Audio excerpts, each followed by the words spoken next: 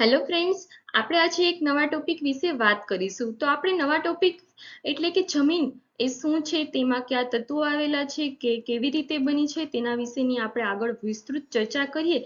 એની પહેલા તમે અમારી ચેનલ કૃષિ ભંડોળને લાઈક, શેર અને સબસ્ક્રાઇબ કરી લો.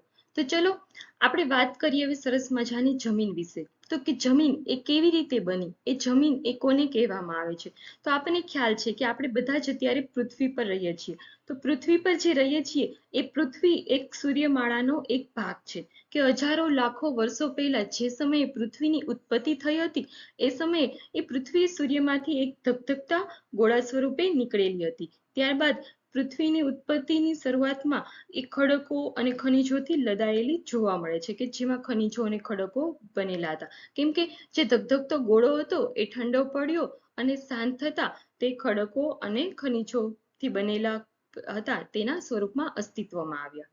બરાબર છે. ત્યારબાદ અનેક વર્ષો જતા કાળક્રમે જે ખડકો હતા અને જે ખનિજોથી લડાયેલો આપણને જે જમીનનો ભાગ જોવા મળતો હતો એમાં ભૌતિક અને રાસાયણિક પરિવર્તનો આવ્યા, કે જેમાં ભૌતિક અને રાસાયણિક કંઈક એવી પ્રક્રિયાઓ થઈ અને પ્રક્રિયાઓ જે થઈ એમાં પૃથ્વી કંઈક અલગ પરિસ્થિતિમાં આવી, કે જેમાં સેન્દ્રિય તત્વો સમયની સાથે ઉમેરાતા જતા ગયા અને પૃથ્વીના પોપડામાં જોવા મળતા જમીનમાં આપણે જુદા જુદા સ્વરૂપો અસ્તિત્વમાં આવે છે. આપણને ખ્યાલ છે કે જમીન અલગ અલગ પ્રકારની આપણને જોવા મળે છે.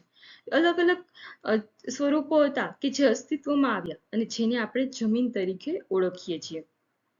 તો આપણે વાત કરીએ કે જમીન કે જે સેન્દ્રિય જે ખડકો હતા, જે અવશેષો હતા એ કોહવાય છે એટલે વિઘટન પામે છે, અને વિઘટન પામે તેથી તે પોષક તત્વોમાં નિરૂપણ પામે છે. ત્યારબાદ આપણે વાત કરીએ તો કે જમીન એ શું છે, તો કે ભાંગેલો અને વિઘટન પામીને એકબીજામાં મિશ્ર થયેલા ખનિજ પદાર્થો છે, કે જેને આપણે અવશેષો ખોવાઈને સેન્દ્રિય પદાર્થ ઓછા વત્તા માત્રામાં ભળે છે, કે જે પૃથ્વીને ઢાંકનારું એક પાતળું આવરણ છે. મતલબ કે જમીન એટલે શું, તો કે પૃથ્વીને ઢાંકનારું એક પાતળું જે આવરણ છે એને આપણે જમીન તરીકે ઓળખીએ છીએ.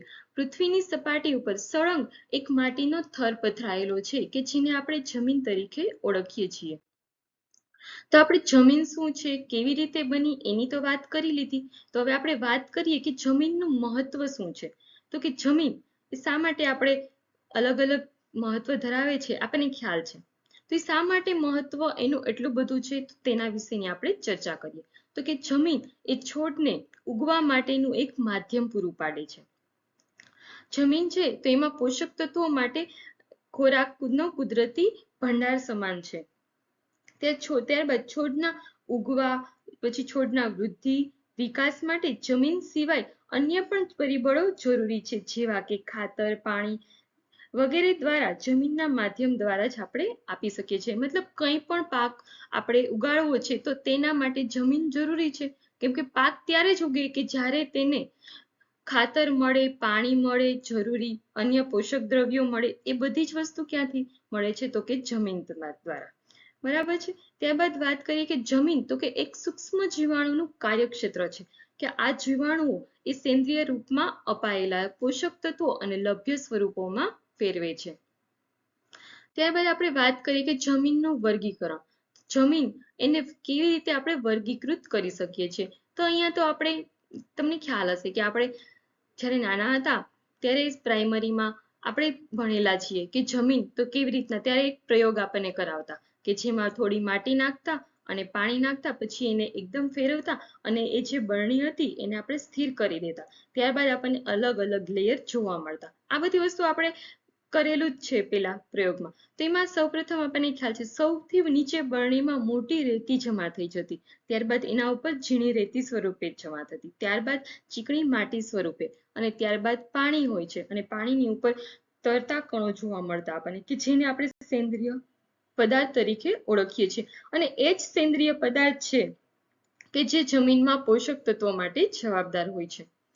ચલો ત્યારબાદ આપણે વાત કરીએ કે જમીનના ઘટકો. તો જમીનમાં કયા કયા પ્રકારના ઘટકો રહેલા છે. તો જમીનમાં મુખ્યત્વે 25% હવા જોવા મળે છે, તો 25% ભેજ જોવા મળે છે.